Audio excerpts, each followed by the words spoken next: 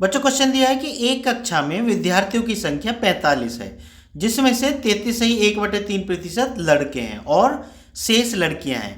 विज्ञान में लड़कियों के औसत प्राप्तांक लड़कों के औसत प्राप्तांक के 66.2/3% अधिक है। ठीक है, यदि सभी विद्यार्थियों के औसत प्राप्तांक 78 हैं तो लड़कियों के औसत प्राप्तांक कितने हैं ये हमें बताना है।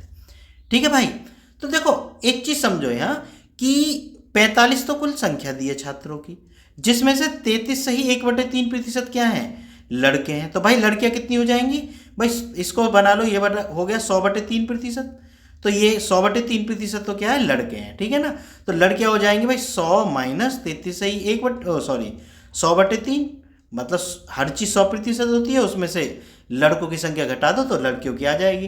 तो भाई ये हो गया 300 माइनस 100/3, तो बराबर ये हो गया 200/3% क्या हो गए, लड़कियां हो गई। ठीक है, तो दोनों का अनुपात कितना हो गया भाई, लड़के हैं 100/3, अनुपात लड़कियां हैं 200/3। तो 3 से 3 कट गया, ये हो गया 1 और ये हो गया 2। मतलब अगर एक लड़का है तो 2 लड़कियां हैं। ठीक है ना, और इनका अनुपातिक योग कितना हो गया, 3 हो गया। तो इसका मतलब क्या हुआ, 3 का इसमें भाग दे दो 45 में। ठीक है, तो कितना है, 15।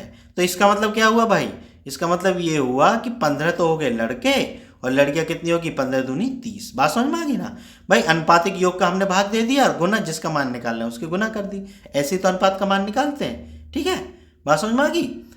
अब ये हमें लड़के प्राप्त हो गए, लड़की। अब वो क्या कहता है कि जो विज्ञान में लड़कियों का औसत प्राप्तांक लड़कों के औसत प्राप्तांक से 66.2/3% अधिक है। तो ऐसा मान लो कि लड़कों के औसत प्राप्तांक x है, हमने ऐसा मान लिया। ठीक है, तो लड़कियों के औसत प्राप्तांक कितने हो गए, लड़कियों के भाई विज्ञान में भाई x माने हम लड़कों के, और लड़कियों के कितने हो जाएंगे भाई, 66.2/3% कितना होता है, 200/3% होता है। ठीक है, तो कितने हो जाएंगे लड़कियों के, ये हो जाएंगे 100 प्लस भाई वृद्धि ऐसे ही निकालते हैं ना भाई, लड़कों के x है उससे 66.2/3% अधिक है, तो वृद्धि कैसे निकालते हैं, 100 प्लस वृद्धि। ठीक है ना, और बटे 100, तो 100 प्लस वृद्धि कितना हो गया भाई, ये आपका 66.2/3 मतलब 200/3। ठीक है, और उसके बटे सबके 100। ठीक है, अब इसको जरा हल कर लो भाई, तो ये कितना हो गया x और ये कितना हो गया 300। भाई इसके नीचे 1 है तो 3 की इधर गुना हो जाएगी, 300 प्लस 200 बटे, देखो बटे 3 है और साथ में ये क्या नाम है 100 भी है ना भाई, 3 भी नीचे आ जाएगा 100 के पास। ठीक है, मैं थोड़ा ऊपर कर देता हूँ इसको, तुमको ढंग से दिखेगा। तो x और ये कितना हो गया 500/300। ठीक है, तो 0 से 0 कट गई, तो मतलब जो लड़कियां हैं ना उनको कितने अंक प्राप्त हुए, 5x/3, ये औसत अंक इनको प्राप्त हुए। ठीक है, तो अब वो क्या कहता है, वो कहता है कि भाई इनके कुल मिलाकर जोड़ के भाई कुल प्राप्तांक लड़कों के कितने हो जाएंगे। मान लो अगर मैं लड़कों के कुल प्राप्तांक निकालूं, औसत प्राप्तांक तो हमने x मान लिए लड़कों के। ठीक है ना, और कुल प्राप्तांक कितने हो जाएंगे, 15 हैं लड़के और औसत प्राप्तांक x है, तो ये 15x प्राप्तांक तो हो गए लड़कों के कुल मिला के। ठीक है ना, और लड़कियों के कितने हो जाएंगे भाई, मैं थोड़ा इसको नीचे लिखता हूँ है ना, क्यों बताता हूँ वो किस लिए मैं ऐसा बोल रहा हूँ, थोड़ा और इसको ऊपर कर देते हैं। तो भाई देखो 15x तो लड़कों के अंक हो गए टोटल कुल मिला के, प्लस लड़कियों के कितने हो जाएंगे, 30 लड़कियां हैं और औसत प्राप्तांक कितने, 5x/3, तो 5x/3 ये इनके हो गए।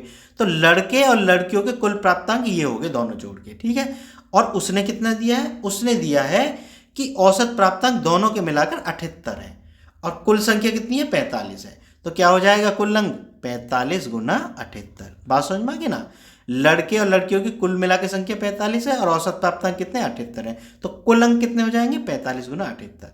और इधर हमने कुल अंक ये निकाल ही रखे हैं, दोनों बराबर हो गए। अब बन गई हमारी समीकरण। तो देखो 3 से 10 बार जाएगा तो ये कितना हो गया, 15x प्लस 50x बराबर 45 गुना 78। तो 15 और 50 कितने हो गए, 65x बराबर कितना हो गया, 45 गुना 78। तो x बराबर हो गया 45 गुना 78 बटे 65। तो देखो ये 78 है, सॉरी, तो 13 छिंग 78 और 13 पंजे 65 और 5 नाम 45 और 9 छिक्का 54, यानी x का मान तो आ गया 54। मतलब 54% तो लड़कों का था, लड़कियों का कितना मान है हमने औसत निकाला है 5x/3। तो 5x/3, तो भाई x का मान रख दो, तो 5/3 गुना 54। ठीक है, 3 18 और 18 पंजे 90। तो लड़कियों के औसत प्राप्तांक कितने हैं? 90% है कहीं? ये रहा। ठीक है बच्चों, तो यही हमारा आंसर होगा 90। ठीक है, अगर वीडियो पसंद आई हो तो चैनल को सब्सक्राइब जरूर कर लेना। मिलते हैं फिर नेक्स्ट वीडियो में।